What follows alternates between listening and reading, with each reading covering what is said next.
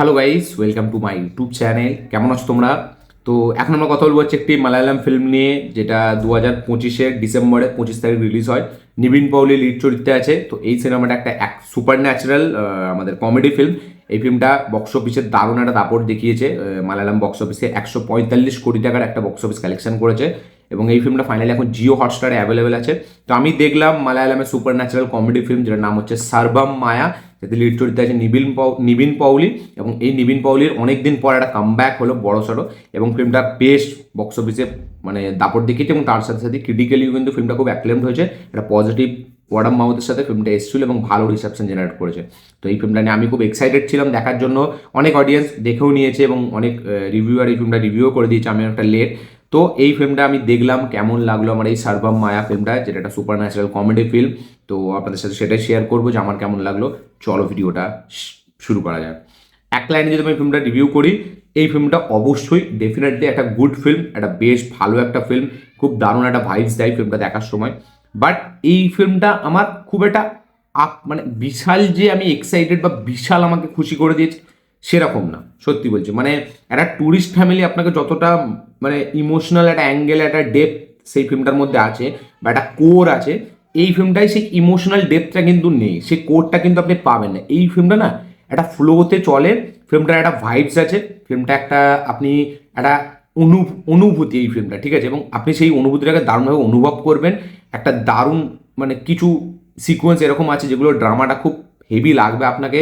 এখানে একটা মেয়ে এবং আমাদের যে এখানে আমাদের যে নায়িকার যে হিরো আছে, ঠিক আছে, তাদের মধ্যে যে কেমিস্ট্রি, তাদের মধ্যে যে রিলেশনশিপটা, ঠিক আছে, দুজনের সাথে কাটানো যে সময়গুলো, সেগুলো না খুব হেভি লাগে। বাট কোথাও আপনাকে না খুব ডিপলি টাচ করে না, খুব হার্ড গিয়ে ফিল্মটা আপনাকে ফিল হবে না। মানে এইখানে গল্পটা হচ্ছে যে এখানে আমাদের একটা হিরো, সে একটা তার মিউজিক খুব পছন্দের, ঠিক আছে, বাট সে তার বাবার সাথে খুব একটা জমে না, বিকজ অফ তার মায়ের ডেথের সময় এমন কিছু ঘটনা ঘটেছিল যেখান থেকে তার বাবার সাথে তার সম্পর্ক খারাপ হয়ে যায়।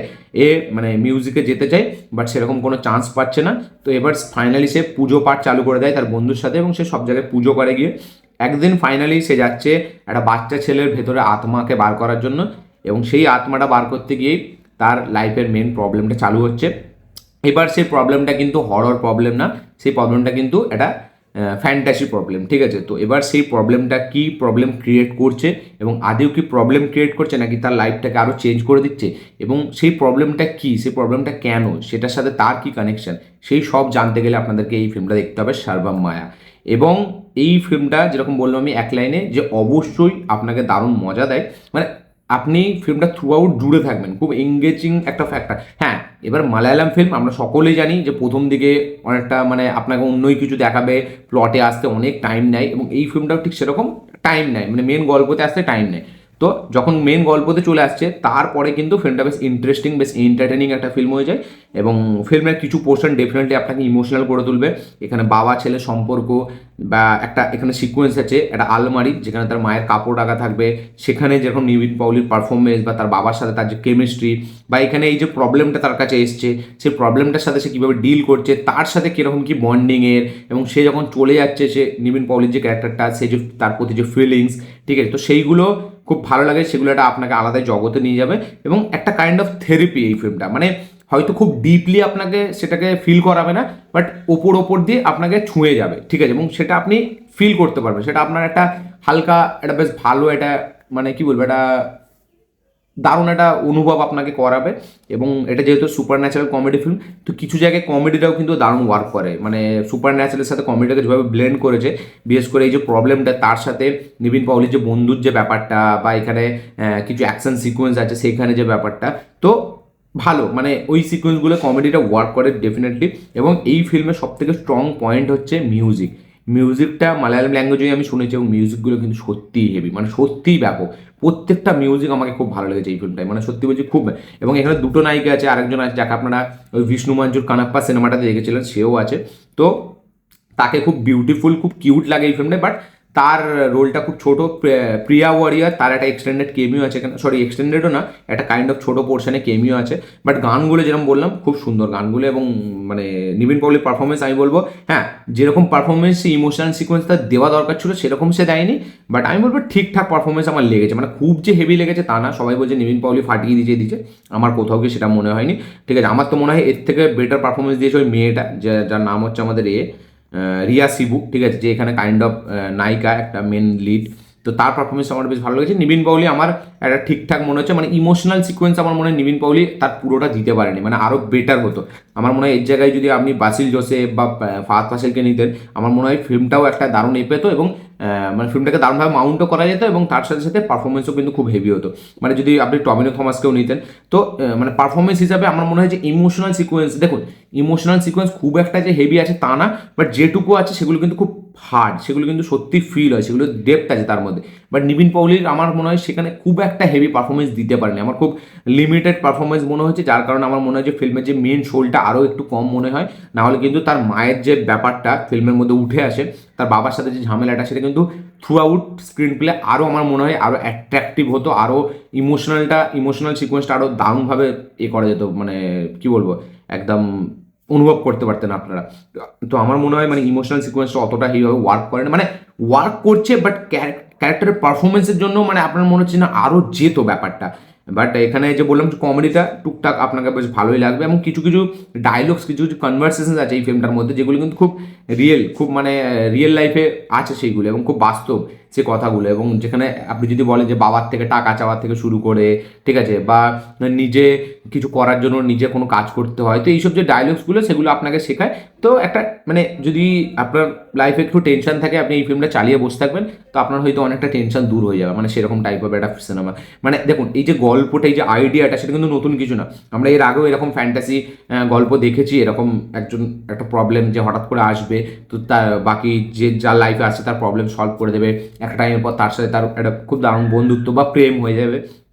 তো এইখানেও সেটা আছে, বাট সেটাকে খুব হার্ডলি, খুব ডিপলি সেটাকে দেখায়নি, একদম ওপর দিয়ে দেখেছি। এবং মানে যেখানে আপনি ভাববেন যেখানে একটা কিছু ইমোশনাল সিকোয়েন্স হবে বা কোনো একটা অন্য কিছু ঘটবে, সেখানে সেই জিনিসটা ঘটছে না। ঠিক আছে, তো আমার মনে হয় যে মানে ফিল্মটা আরও ডিপ যেতে পারতো, আরও অন্যভাবে ফিল্মটাকে নিয়ে যাওয়া হতো। তো যেভাবে ফিল্মটা এগিয়েছে, মানে সেটা আমার খুব একটা হেভি মনে হয়নি। বাট তাও ফিল্মটা মালায়ালাম অডিয়েন্স দারুণ পছন্দ করেছে, তাদের ভালো লেগেছে। বাট ডেফিনেটলি ফিল্মটা দেখতে কিন্তু মজা লাগে, একটা ভাইবস দেয় দারুণ। প্রথম দিকে আপনার হয়তো অতটা হেভি লাগবে না যারা সচরাচর মালায়ালাম ফিল্ম দেখে না, বাট যখন ওই প্রবলেমটা আসবে তারপর থেকে যে ব্যাপারটা, সেটা ভালো লাগবে। এবং মানে এখানে এই যে প্রবলেমটা আসছে তার যে ব্যাক স্টোরিটা যেভাবে দেখাচ্ছে, তো আমি ভাবছিলাম ব্যাক স্টোরিটা না খুব একটা ইমোশনাল হবে, বাট এখানে ব্যাক স্টোরিটা যেরকম দেখায় ইমোশনাল, বাট মানে খুব একটা হেভি আপনাকে টাচ করে না। মানে গল্পটা আপনি যে দেখছেন সেটা আপনি জানেন যে ব্যাক স্টোরি কিছু তো একটা আছে, বাট আমি ভেবেছিলাম খুবই ইমোশনাল একটা ব্যাক স্টোরি হবে, বাট এখানে ব্যাক স্টোরিটা না খুব আপনাকে হিট করবে না, বিশাল যে আপনাকে হিট করবে তা না। হিট ডেফিনেটলি করবে যে জিনিসটা আমরা দেখছি, বাট সেই লেভেল অফ হিট করবে না। ঠিক আছে, এবং ক্লাইম্যাক্সে যেভাবে শেষ হয় ফিল্মটা, মানে সেখানেও মানে ভালো লাগছে, বাট সেই ভালোটা লাগছে না। তো এই ফিল্মটা না মানে এমন একটা ফিল্ম যেটা আপনি চাইছেন যে আরও ভালো হোক, ফিল্মটা আরও ভালো হতো, আপনাকে আরও মজা দিতে পারতো, বাট সেই মজাটা দিতে পারছে না, সেই ইমোশনালটা আপনাকে করে তুলতে পারছে না। বাট যে ইমোশনগুলো এখানে, যে বাবা ছেলের মধ্যে যে ব্যাপার সম্পর্ক, বা মা ছেলের মধ্যে যে ইমোশনটা, বা একটা কুকুরের সাথে যে ইমোশনটা, বা এই যে প্রবলেমটা তার সাথে যে ইমোশনটা, তো সেই প্রত্যেকটা ইমোশন না খুব উপর দিয়ে থাকে, খুব ডিপলি সেগুলোকে মানে ডিরেক্টর দেখাতে পারে না। তো আমার সার্বাম মায়া ডেফিনেটলি অবশ্যই একটা ভালো গুড ওয়াচেবল ফিল্ম মনে হয়েছে, যেমন একটা থেরাপি টাইপ অফ ফিল্ম মনে হয়েছে। বাট ফিল্মটা কোথাও গিয়ে সেই লেভেলে যে মানে একদম ব্যাপক ফিল্ম একটা হয়ে গেছে সেটা না, সেটা আমি বলবো না। তো এই ফিল্মটাকে আমি টুরিস্ট ফ্যামিলির থেকে অনেকটা নিচেই রাখবো। মানে এর থেকে বেটার ফিল্ম টুরিস্ট ফ্যামিলি অত অনেকই বেটার, ঠিক আছে, আমি তার সাথে কম্পেয়ার করবো না। বা মালায়ালামের যদি আরও অন্য কোনো ফিল্ম বলি, বা তামিলের যদি লাভার ফিল্মটাকে বলি, মানে এটা একটা সুপার ন্যাচারাল কমেডি ফিল্ম, সেই ফিল্মটা একটা ফিল্ম, ঠিক আছে। তো ওইসব সিনেমা আমার মনে হয় আরও আমাকে বেটার এক্সপিরিয়েন্স দিয়েছে এই সিনেমাটার থেকে। এটা একটা আমার কাছে ভালো, বেশ গুড একটা ফিল্ম মনে হয়েছে, যে এটা একটা ভালো ভাইবস দেয়। বাট ওভারঅল যে আহামরি কিছু মনে হচ্ছে এরকম না। তো আপনাদের কি রিয়াকশন এই ফিল্মটাকে নিয়ে, সার্বাম মায়াকে নিয়ে, অবশ্যই কমেন্টে লিখে জানাবেন। দেখুন আমি চাইলে ভালো বলতে পারতাম, কারণ বক্স অফিসে 150 কোটি টাকার বক্স অফিস কালেকশন করছে, বাট আমি যখন স্যাটিসফাই হইনি তখন আমি ফিল্মটাকে কিন্তু খুব একটা হেভি ফিল্ম সেটা আমি বলবো না। ডেফিনেটলি যেভাবে জিনিসটাকে দেখিয়েছে, পুরো ড্রামাটাকে, সাবজেক্টটা যেই লেভেলের, তো সেগুলো ভালো, বাট সেগুলো নতুন কিছু না।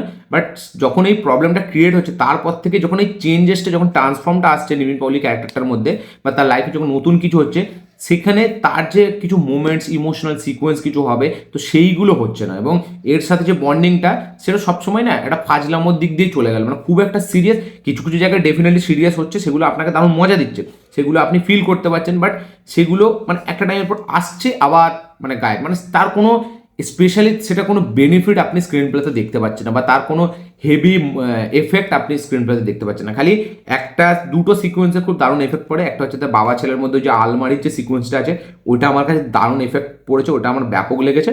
এবং সেকেন্ড হচ্ছে ওই মানে আরেকটা সিকোয়েন্সে যখন নিবিন পৌলি তার মায়ের ব্যাপারটা বলবে, তো ওই সিকোয়েন্সটা, তো মায়ের সাথে যে কটা সিকোয়েন্স আছে নিবিন পৌলির সেইগুলো কিন্তু খুবই টপ নয়, সেগুলো হেভি, বাট সেখানেও নিবিন পৌলির পারফরমেন্স আমার খুব একটা আপ টু দ্য মার্ক লাগেনি। এবং যেরকম বললাম যে কনভারসেশনগুলো খুব রিয়েল ফিল্মটা, যেগুলো খুব দেখে মানে আপনি মানে ফিল করতে পারবেন যে কনভারসেশনগুলো খুব রিয়েল এবং সেগুলো সত্যি ভালো লাগে। বাট ওভারঅলে ফিল্মটা আমার একটা গুড ফিল্ম মনে হয়েছে, বাট এক্সট্রাঅর্ডিনারি কিছু মনে হয়নি, বা উড়ে যাবো বা ব্যাপক একদম বছরের সেরা ফিল্ম এটা আমি বলতে পারবো না। তো আপনাদের কি রিয়াকশন অবশ্যই শেয়ার করবেন, ভিডিওটা ভালো লাগে থাকলে লাইক শেয়ার কমেন্ট করে দেবেন, চ্যানেল ধরনের চ্যানেলটিকে সাবস্ক্রাইব করবেন, বেল আইকন প্রেস করতে ভুলবেন না। দেখা হচ্ছে পরের ভিডিওতে, ততক্ষণের জন্য বাই।